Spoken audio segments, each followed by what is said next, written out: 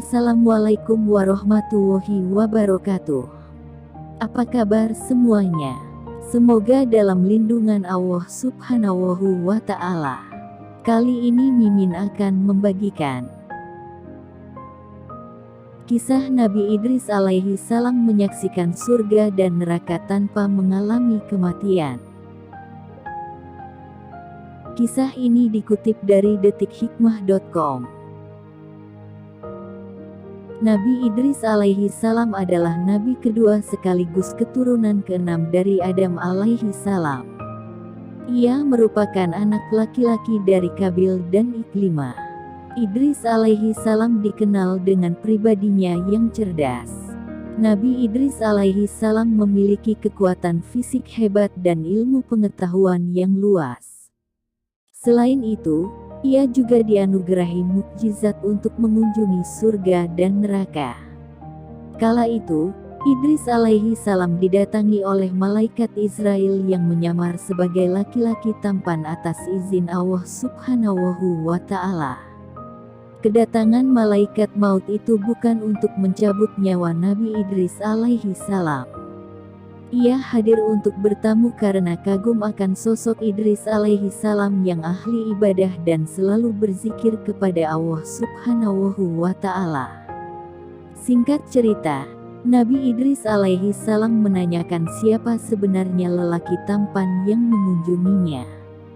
Kemudian, Israel pun mengakui siapa dirinya dan memberitahu maksud kedatangan beliau.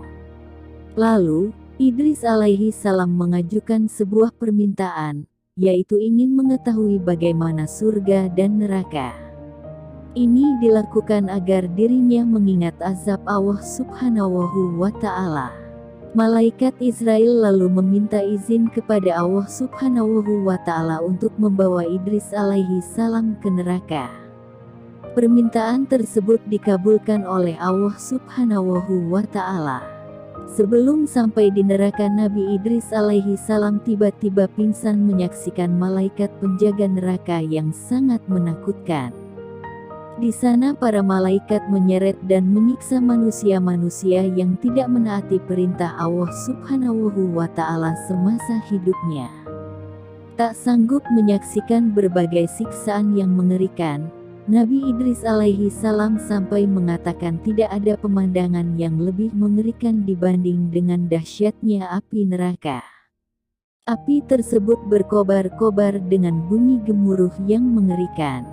Ia tidak bisa membayangkan apabila hal itu menimpa umatnya kelak. Oleh karenanya Nabi Idris alaihi salam semakin giat berdakwah agar tidak ada umatnya yang tersesat dari jalan Allah dan tergulung oleh api neraka. Nabi Idris alaihi salam kemudian meninggalkan neraka dengan tubuh lemas dan penuh rasa takut. Bayangan api neraka dan segala siksaan di dalamnya masih menghantui dirinya. Namun, dengan hal itu Nabi Idris alaihi salam semakin menguatkan tekad dan imannya untuk selalu patuh pada perintah Allah Subhanahu wa Ta'ala. Setelah berkunjung ke neraka, Idris alaihi salam diantar ke surga. Jika di neraka ia pingsan, di surga pun Nabi Idris alaihi salam hampir pingsan pula. Ini disebabkan dirinya terpesona akan keindahan yang ada di depan matanya. Di sana Nabi Idris alaihi salam melihat berbagai sungai yang sangat bening airnya.